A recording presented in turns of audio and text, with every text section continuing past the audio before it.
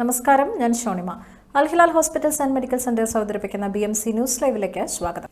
പുതിയ അധ്യയന വർഷത്തെ ക്ലാസുകൾക്ക് തുടക്കം കുറിച്ച് ബഹ്റിൻ കേരളീയ സമാജം മലയാളം പാഠശാല ഒരുക്കിയ പ്രവേശനോത്സവത്തിൽ 1000-ലധികം കുട്ടികളും രക്ഷിതാക്കളും ഒത്തുചേർന്നു. പുതിയ അധ്യയന വർഷത്തെ ക്ലാസുകൾക്ക് തുടക്കം കുറിച്ച് ബഹ്റിൻ കേരളീയ സമാജം മലയാളം പാഠശാല ഒരുക്കിയ പ്രവേശനോത്സവത്തിൽ 1000-ലധികം കുട്ടികളും രക്ഷിതാക്കളും ഒത്തുചേർന്നു. 1947 സ്ഥാപിതമായ ബഹ്റിൻ കേരളീയ സമാജം 70കളിൽ തന്നെ മാതൃഭാഷാ ക്ലാസുകൾ ആരംഭിച്ച വിദേശത്തെ ആദ്യ സാംസ്കാരിക കൂട്ടായ്മയാണ് എന്ന് പ്രസിഡന്റ് PV രാധാകൃഷ്ണപിള്ളയും ജനറൽ സെക്രട്ടറി വർഗീസ് കാരക്കലും പറഞ്ഞു. ഇന്ത്യയ്ക്ക് പുറത്ത് ആദ്യമായി മലയാളം മിഷന്റെ പ്രവർത്തനങ്ങൾ ആരംഭിച്ചതും ബഹ്റിൻ കേരളീയ സമാജത്തിലാണ്. വിദേശ രാജ്യത്ത് ആദ്യമായി മലയാളം മിഷന്റെ 10ാം ക്ലാസ് തുല്യതാ കോഴ്സായ നീലക്കുറിഞ്ഞി പൂർത്തിയാക്കി സംസ്ഥാന പരീക്ഷാ ഭവൻ നടത്തിയ പരീക്ഷ എഴുതി വിജയിച്ച പഠിതാക്കളുള്ളതും സമാജം പാഠശാലയിലാണെന്ന് സംഘാടകർ അറിയിച്ചു. കുട്ടികൾ അവതരിപ്പിച്ച ചെണ്ടമേളത്തോടെ ആരംഭിച്ച ചടങ്ങിൽ സമാജം പ്രസിഡന്റ് PV രാധാകൃഷ്ണപിള്ള ഭദ്രദീപം തെളിയിച്ച് പ്രവേശനോത്സവം ഉദ്ഘാടനം ചെയ്തു.